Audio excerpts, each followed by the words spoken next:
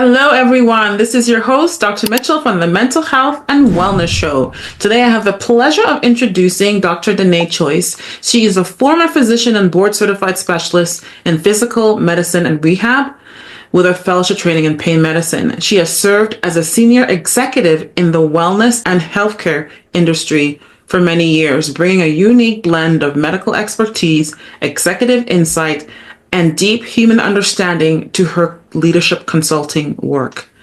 Now, as the founder of Choice Leadership Consulting, she helps high-performing women leaders flip the script, releasing the outdated, often masculine models of leaderships that prioritize burnout over balance and control over connection. Dr. Choice teaches that the traits women are often told to tone down, like empathy, emotional insight, intuition, and compassion, are actually the bedrock of authentic leadership. She helps women unlearn perfectionism, confront imposter syndrome, and lead with the clarity and power they already possess. Her work is rooted in science, strategy, and soul, and her mission is clear: help women lead in a way that doesn't betray who they are, but rather celebrates it. With no further ado, Dr. Denée, thank you for coming to the show today. It's my pleasure to be here, Dr. Tomi. Thank you for having me. Thank you so much. So is there anything you'd like our listeners to know about you to set the, kind of let them know more about you and kind of set the framework so they can see you through a different lens? Because obviously when we read a bio, it's like, oh my goodness, she's all this, she has all this qualifications, all this experience. Who is she? Yeah. I would say I've been through the school of hard knocks when it comes to leadership. I trained as a physician and worked in medicine for 2 decades clinically. We went to school for 12 years after high school and in all of our training, and we didn't learn any leadership skills, right? No leadership competencies, not in our medical school, not in residency. And then you get into medicine and, if you're performing well, if you're a high achiever, if you're high potential, you get promoted into leadership roles, but without any training, any real support. And, back in the day when I was growing up in medicine and taking on leadership roles, leadership coaching in medicine didn't exist. 100%. So DIY it, right? Read books, take courses, or I learned so much by making mistakes, right? I thought I owned my own practice at first. And so that's when you have employees, they report to you and they're going to do what you say for the most part. Yeah. But you go into, we moved. And so I closed my practice and I was in a, medical director role at the VA. And all of a sudden I was tasked with leading programs across the organization, across the facility. Wow. With people that didn't report to me. So learning to lead through influence rather than authority, again, is a whole nother leadership skill. So I learned a lot by screwing things up the first time and making mistakes and figuring out. And luckily, I had a few really good managers along the way that helped me learn how to navigate organizational politics. And these are things that all leaders deal with, right, to this 100%. Day. So it's interesting. Your journey in many ways mirrors mine. Did residency, got out, started my own practice, medical center, had a bunch of employees, other professionals working with me. And you're right, I had no business training experience, besides selling Mary Kay as a child and as a teenager, young adult, and doing like random home-based businesses, woohoo, yay for Mary Kay. And just Googling it, literally I Googled how to design an office, how to hire staff, pretty much everything was Dr. Google. And you're right, there was zero training in residency. And quite frankly, not trying to be judgmental, but even some of my so-called leaders in residency, they weren't trained in leadership, put it that way. Because when I look back and reflect, I'm like, nah, you know what I mean? So it's a lot. And we wonder why now we have this huge gap where like, leaders, those of you with qualifications, we need you in leadership. Like, the healthcare doctors, be leaders. But it's like, when you're so far removed, how does one even Right. think about going there? But, right? So I hear we learn through mistakes. They say failure is feedback. It's not my line, but it's somebody's. I don't know what line it was, but I mean, it's true if we learn from them, right? If we choose to Yeah. learn from them, we humble ourselves to learn from them.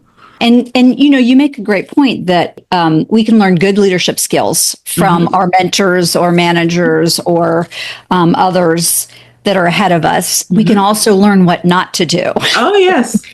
But I think that's one of the real challenges for women in medicine, or really any male-dominated fields, is many of their leaders, the majority of leaders in the field, especially once you get up to the senior leadership ranks, tend to be male. Yes. And so they've modeled, and again, this is a stereotype, so I'm generalizing, but it's pretty common in hierarchical fields like medicine, like law, et cetera, that, they have a more command and control leadership style.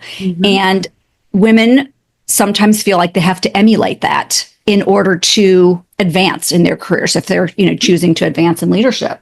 And if it's not the way they're wired, it's not going to work for them. It's not going to be effective. It's not going to feel genuine, and it's going to be completely draining. And there's burnout is rampant across all industries, and healthcare, is no exception. And that's just something that's going to drive burnout, is trying to lead and trying to act in a way that isn't with alignment with how you most naturally communicate and negotiate and lead. So 100%.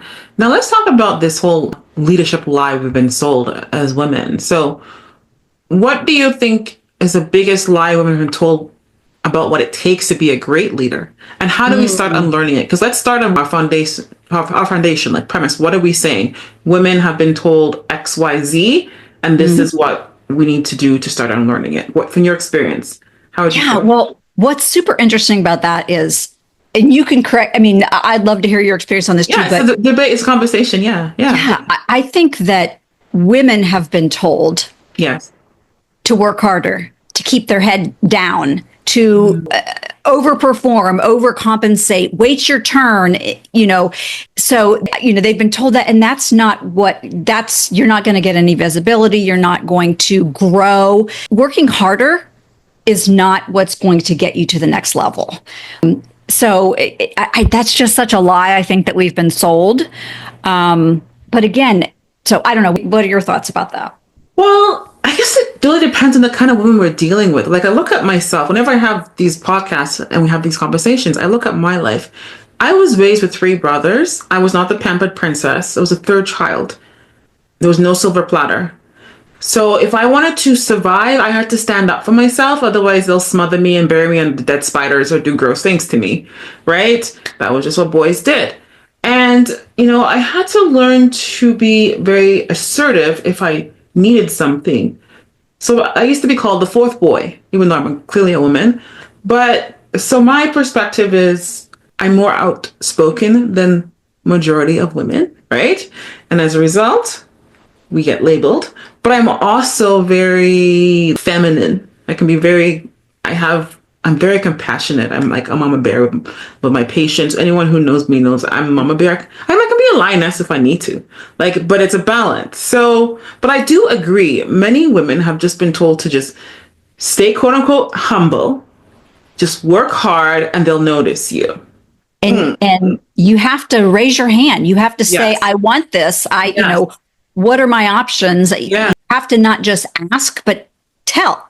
Don't say, do you think I'm leadership material? I'm really interested in X, Y, Z.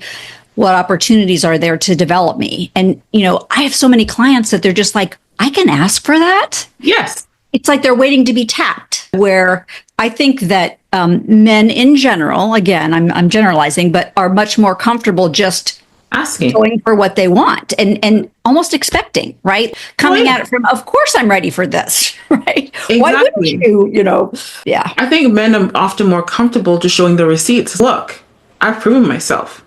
Yeah. Versus women, we tend to listen to the rhetoric and say la la la la la la la la.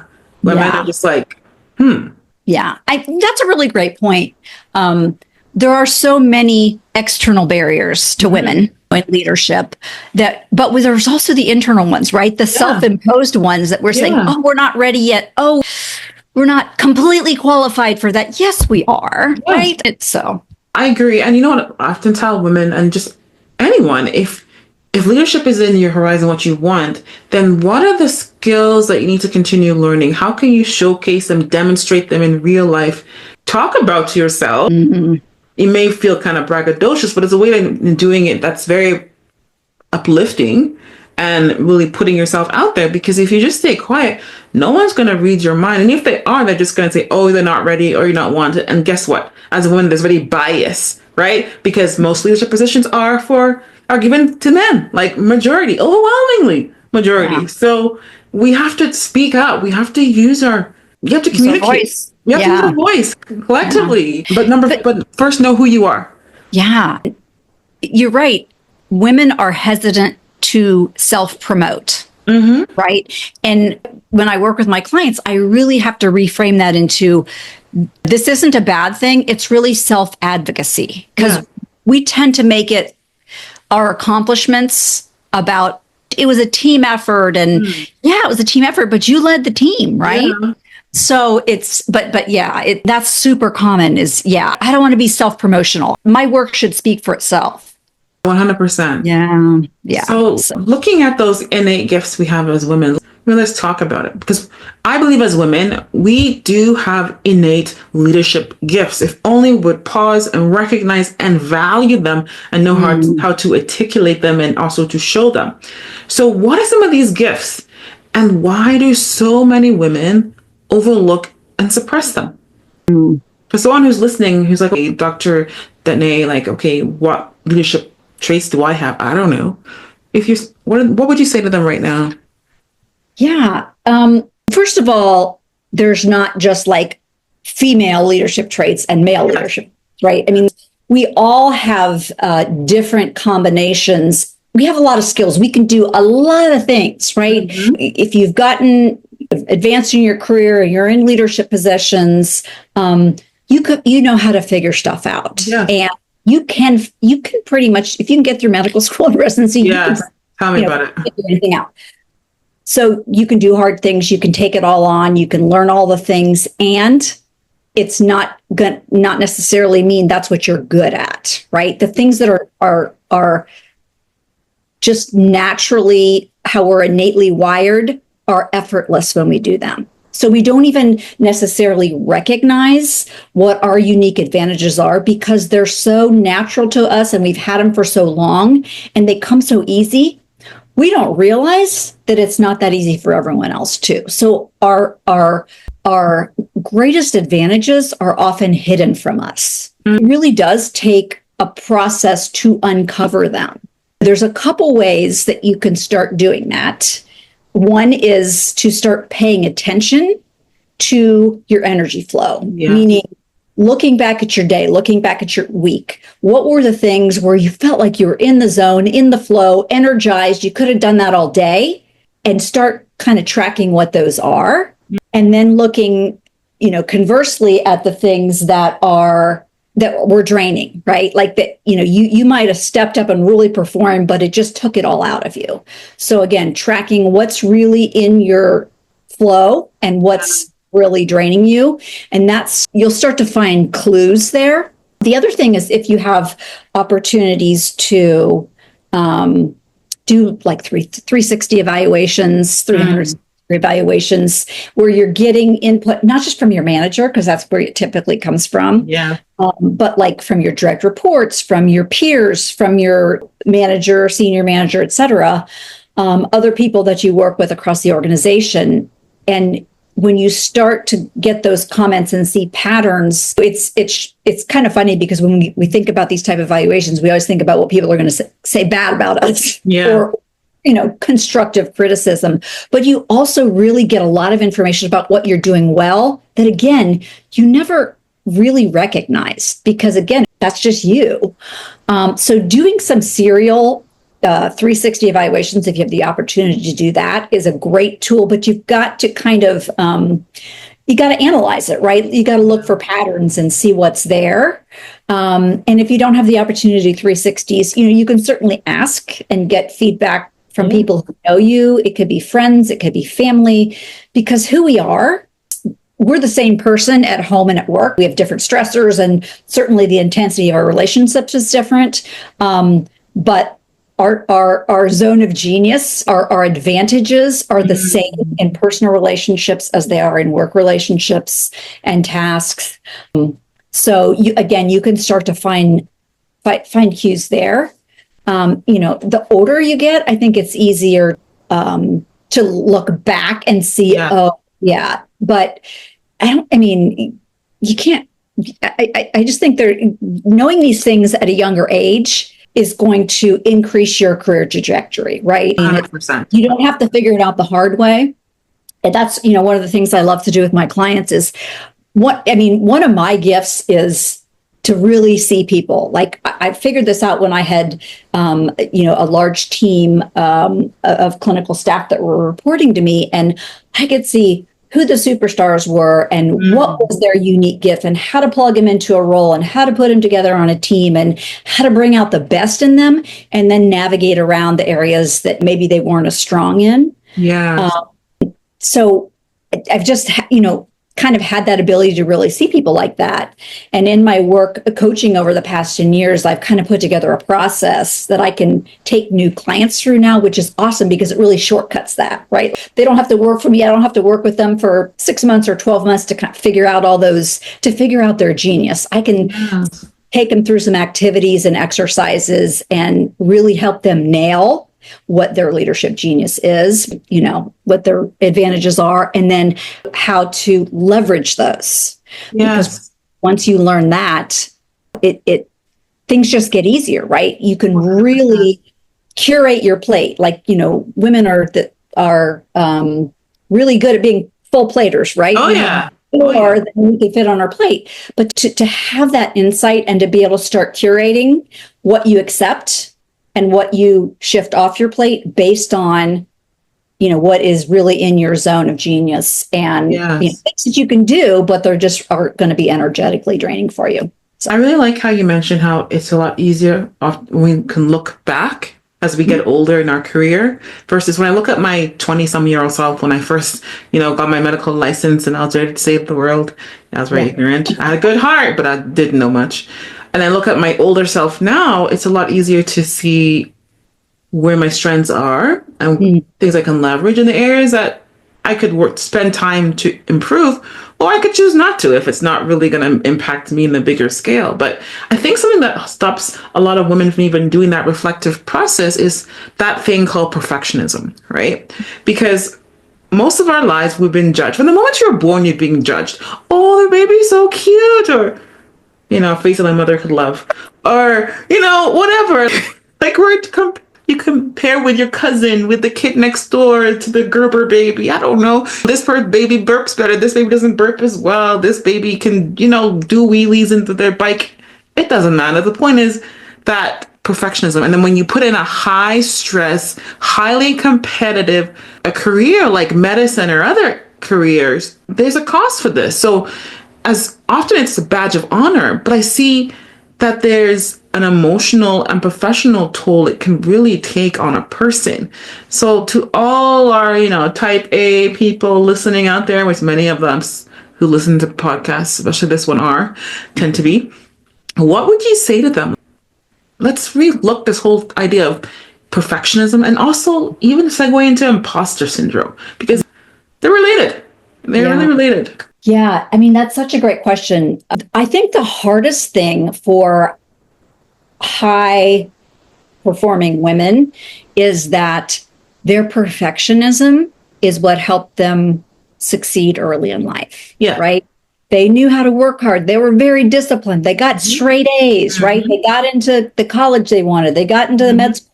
Yeah. And so it's like this self-reinforcing behavior, right? But perfectionism, again, it works for you until it doesn't. Yes. So and I think that's just really hard to separate that because it becomes part of who you are. Mm-hmm.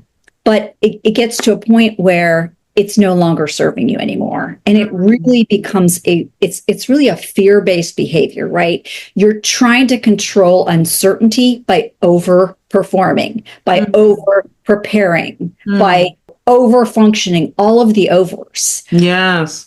And so, I mean, that's really it. It's kind of your attempt to control how other people think about you, control what other people say about you. You have this fear of, I can't say, it has to be perfect or they'll judge me.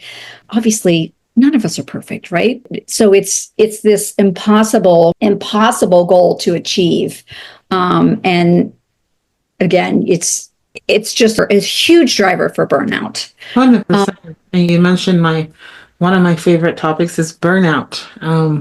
I've experienced it. That's part of the reason I do the work I do. I got into coaching and digging deep and understanding more about why I burnt out and really what is burnout. But yeah, so how do you think leaders, and even those who aren't even there officially in that leadership position, how do you think they can mitigate the risk of burnout? Because we hear it everywhere. It's like the whole world's a dumpster fire. Healthcare is a dumpster fire. Burnout is fire. It's just everywhere. Every industry is burning out. So it seems anyway. How can one address this issue, especially in leadership positions? Because let's face it, CEOs are burning out and they supposedly have autonomy. They have paid really good and respect, but they're still burning out. And also the person who's working at Walmart, a cashier, is burning out. What's happening and how can we save ourselves? Yeah. It's so interesting. I read a book, Bill Burnett was the author. It's called Designing Your Life or something to that extent. And he made a statement that was really profound to me at the time. And he said, you're not burning out because you're working too hard. Burning out because you're not doing enough of what you love. And that's so true. You think about a single mom who's working 3 jobs to put food on the table for her kids is working a lot harder than a lot of other people that are experiencing burnout. So that whole part about not having enough love or joy or whatever term you want to use in your life, I mean, I think that's so key. And I think that what we talked about, understanding your advantage or your zone of genius, is really an important part of that, because that is what brings you sort of the equivalent of adult play, right? At work is doing things that you're excited about, you're engaged in, that really get you in that flow state. We all have those parts of our job that we love and we could do all day. And the rest of it, maybe we could just take it or leave it. But being able to identify and name what those things are for you, what your zone of genius is, and to just start making little tweaks, right? 10% more of the things that are in my zone of genius and 10% less of the things that are really draining for me. Can make just dramatic exponential impact in your happiness at work, which of course carries over into your personal relationship. 100%. I like that saying, your genius. I often talk about having our critical relationships, and to me, there's 3 main ones: ourself, significant other, close confidant, and work in society. Having them being in alignment with our vision for our life. Another way of putting that is zone of genius. What do you want your life to look, feel like? And then the relationships and the choices, the interactions you're having, are they in alignment with it? And once that is not in alignment, then burnout can happen, right? Like I always say, it's like a stool. It needs at least 3 legs to support itself. When one of those stools or critical relationships is weak or broken, what happens? The stool falls over. But, in this whole looking back evolution of understanding of burnout, it's not just the 3 legs, it's also the struts that support it. And that struts can be your beliefs, can be that which is greater, those passions that kind of anchor it together, even if those relationships are weak. So it's this ecosystem that we must create, whether you're trying to, be a good example for your kids. Like you said, if you're a single mother working 3 jobs, you can still do that without burning out. As long as things are in alignment, you're still getting to spend the time you want with your kids. Your bigger goal is you're working towards that goal. Maybe you're doing these jobs because you're going to go school, and then you're going to go to school and then get this career you want. So it's like the work is worth the stress, right? You're seeing progress. So it's looking at the big picture, right? And knowing that it's going to be okay, and knowing that there are certain feelings and emotions and pressures that come with any job, right? Yep. I don't know about you, but I find with this whole conversation of imposter syndrome, perfectionism, and especially burnout, we mustn't lose sight of the fact that some careers are inherently stressful. They are emotionally charged. I was recently on a podcast with a pediatric oncologist who's also now a coach. And she deals with little people, like the most vulnerable, sweetest people on our earth, and has to have the most uncomfortable, painful conversations with them, and more so their families, about the status of their child's health. And that's high risk for burnout. But I think what we're saying at the end of the day, you can still enjoy, you can still lead, you can still do all of these things, maybe at different times of your life, maybe not all at the same time, and not burn out. If you really dig into who you are as a person, your innate gifts, and not put them in a box and try to be fake, because people are going to smell that. You're going to smell that. It's going to be off. You can tell when someone's faking it after a while. It's not authentic. Versus you walking your authentic self, I think that's so powerful. And if that means being, like you said, having more empathy, emotional intelligence, God help us, we need more of that. That's one thing AI does not have on us yet. These are all our superpowers, right? Absolutely. And seek help. Like people like you. I am always encouraged when I see physicians who have the courage to pivot, because so many people define who they are by that, right? The MD. And you'll think, oh, I'm a doctor. I can't, what else can I do? No one's going to hire me. What am I going to do? I'm a doctor. I think that's so sad. I mean, because we've just always been on that path, Yeah. right? Such a linear path from probably even high school all the way through. Oh, before high school in my books, yeah. It was so tunnel vision. And we don't realize that physicians have so many transferable skills, right? Yes. They excel in a lot of areas where most physicians are very analytic. They have, problem solving and critical thinking skills. And, there's so many opportunities. And, not that we don't want people to stay in medicine, right? We need good doctors to take care of people, but you don't have to.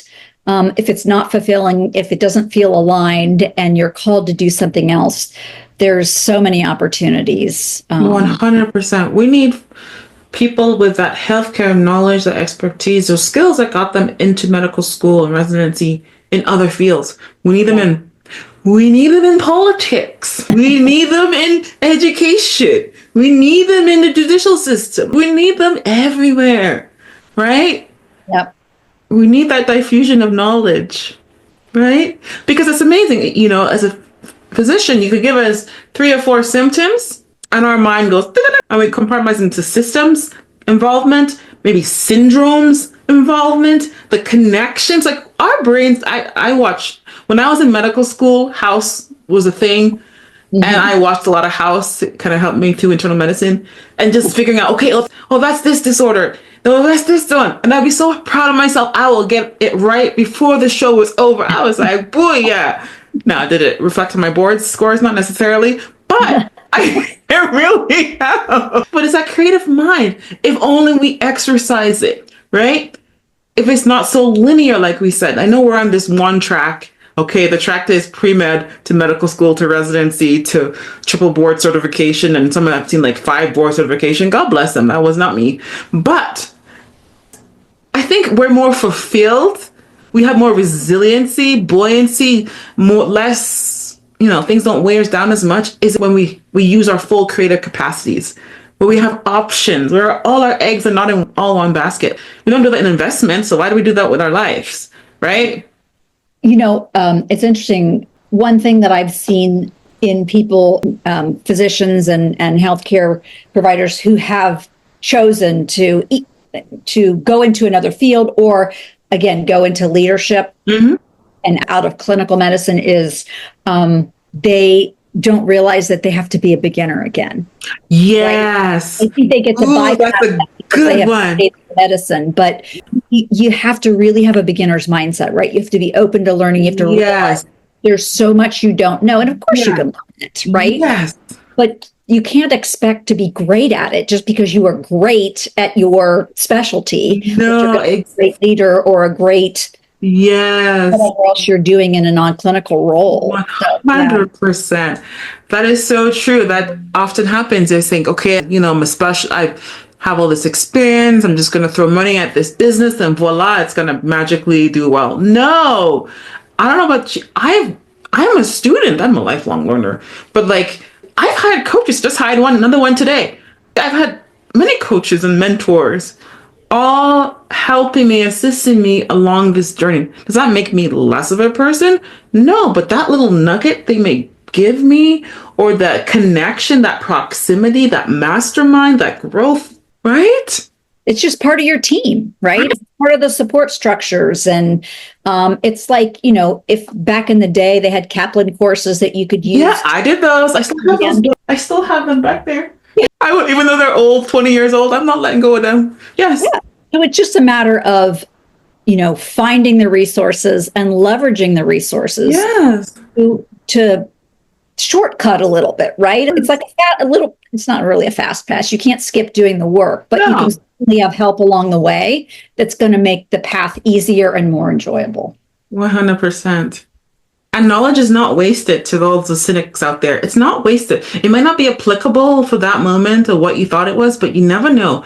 There are things that I learned many years ago, decades ago, that suddenly I'm like, oh yeah, I remember that. Yeah. So life is interesting. Life has a sense of humor, right? You got to play through this game. Absolutely. And to those of you who are like diehard MD, like, practice, it's good for you. But those who diverted or maybe largely left the clinical space, there shouldn't be any judgment. That's the other thing I find. Some stay back because of fear, because the people are like, you spent all this time and money in training and now you want to do something else. That's selfish of you. What about your patients? You know what I mean? There's all that guilt too. I've had a lot of people ask me over the years, like, was it hard to leave clinical medicine? And for me, it was more of a transition. So I went from being a pure clinician in my own practice to the VA, where I had a leadership role. So I was like 50% administrative, 50% clinical, and I was building a lot of programs and multi-specialty teams. And so it was a transition. And then when I left there, I went into, the full-time, leadership role. And it's just, instead of making an impact one patient at a time, which is so important and so fulfilling, but you're just making it at a bigger scale, right? You're less involved with patients, certainly, but with individuals, and more involved at a higher level. So it's scaling the impact. It's all important, right? Yeah. We need all of those things. 100%. And you're right. It is scaling, because initially when I started off, it was 1-to-1, and then occasionally I have 1-to-many-ish. If it's like a family conference, if I was in palliative or doing something like that. And then now with the, like you do coaching, speaking, keynotes, it's 1-to-many. Or if you do get in a stage, whether there's a TEDx or whatever, it could be millions. And it's choice. It's like, I'm pretty sure I know about you. You want impact. You want to leave something in this earth when we move on that is powerful, that can go to the next generation. Because it's not just about me and you or whoever else is in this field doing this work. It's so much more. It's impact, it's legacy, it's seeing that there's hope, there's possibilities, and somebody has to have the courage to do it. It can be scary. It can be scary along that journey. Doesn't even 20, 30 years in, especially when you go to the next level. Holy crap, am I really gonna do this? Yeah, you are. It's like skydiving, jump off, you're gone, you're going, woo, there's no turning back. But you're doing this, right? So it's impact, because there's not enough of us doing the work if it was purely one-on-one. Just like healthcare, there's not enough physicians purely one-on-one. We have to learn how to scale our work, be more accessible, whether it's virtual, whether it's telemedicine, whether it's group this, coaching, or understanding basic principles. Leadership is a skill everybody should learn. As a parent, you're a leader. As you know, absolutely. like that's like I have rugrats and you they're little, and it's a leadership position, and there's negotiation. You have to negotiate them that it's their time to go to bed. Unless it's daddy, they just listen to daddy real easy. But it's somehow, mommy, let's think about listening to her. Maybe not, But it's skills that are transferable, and it's a must in this world. We're all leaders. We're all leaders in our lives. We're also all in sales in some capacity in our lives. Yes, sales persuasion. Of anything. Sales negotiation, etc. Yes. But, a leader's primary job is to grow more leaders. Yes, the multiply. Yes. Yes. And so by helping grow your team into leaders, or again, whether that's your children into leaders, if you're in a community group, but helping grow people into leaders has a ripple effect on all the people in their lives and the people they're leading. And so, but again, that's our primary job, is to grow more leaders. 100%. That leadership is important. It's essential, because without real leadership, the world falls flat. All the things that we take for granted disappear. It's important. Strong leaders, it's very important. And courage, maverick leaders, people who hold themselves with integrity, who recognize that they're not perfect. None of us are perfect. It's, like I said, it's been a journey. There's been some pain, heartbreaks, disappointment, but we push forward because there's a reason for why we do this, right? That's something that keeps us fired. For many of us, including myself, even after, let's say, I stopped clinical practice at some point, the other side of me is still going to continue as long as I have breath, right? That experience does not end because the position ended. Right. You're driven by something, right? There's a purpose. Yeah. And people will think, well, shouldn't she just retire? Or aren't you tired? Or this? But that purpose gives passion and energy, and you fuel it with, knowing who you are, knowing those innate gifts, remembering the lives that you've impacted and the impact they had on others, and knowing that if you stop, what happens to the compounded growth? It just keeps on going, right? Leadership is forever. It doesn't end at retirement. It's forever. Even to the day we take our last breath. I believe if you've had a life well lived with integrity, strong relationships, that doesn't mean it's perfect, but you stood by your values, the impact you'll have will continue. Think of all the great people who've left this earth. Their impacts are still here. They led. And I hope there's more people like that in healthcare, especially because that's like our jam. I'm for women. We need y'all desperately. Stop buying the lie that it's only men that can lead. Yeah. That we're too emotional. And it's not at all about male bashing, right? Yeah, no, of course not. My very favorite humans happen to be males. Oh, me too. It's really just about acknowledging that it isn't a level playing field. It's about bringing balance to the force, right? To call into Star Wars. But we need the balance. We need all kinds of strengths. We need all kinds of perspectives. Yeah. We need the yin and the yang, whatever, the balance. Absolutely. We need it. It doesn't work in like biology without it. We need both. We need that balance. We need the night, and then we need the day. That's right. We need everything. We need the winter. We need the summer. We need it all. Yep. Right. Agreed. Awesome. So I really enjoyed this conversation, and honestly, I could keep on going, but I would have to respect your time and the time of our listeners. But to any of our listeners who are thinking, okay, especially those in women in leadership who feel stuck, how can they reach out to you? Because honestly, you are dedicating this stage of your life to this work, and I want to give our listeners a chance to reach out to you. Oh, absolutely. They can contact me through my website, which is Choice Leadership Consulting, just my last name, choiceleadershipconsulting.com. Email me at Denée at choiceleadershipconsulting.com. I'm on LinkedIn, just Denée Choice. And I'd love to connect. I love talking about this work. I think that it is so impactful. Yeah. For leaders in general, but certainly for women leaders who have a lot of unpacking of other expectations, to really get connected to their core and so that they can create the impact they want in the world. We'll definitely share those details in the show notes so that our listeners can check on that if they need to get that information. Again, Dr. Choice, thank you for being here. Thank you for helping, flip the script, looking at our innate gifts, looking at authentic leadership, looking at who we are, who we're designed to be, and knowing that we're not asked to be perfect. Perfect is boring. Like, who goes to a perfect movie where everything is just perfect from the beginning? You would walk out and leave because that is so boring. We go for adventure where there's highs and lows, and that's how our lives right? Supposed to be. Okay. Listeners, again, thanks for sharing your most precious resources. Until next time, next week, this is your host, Dr. Tomi Mitchell, from the Mental Health and Wellness Show. Bye.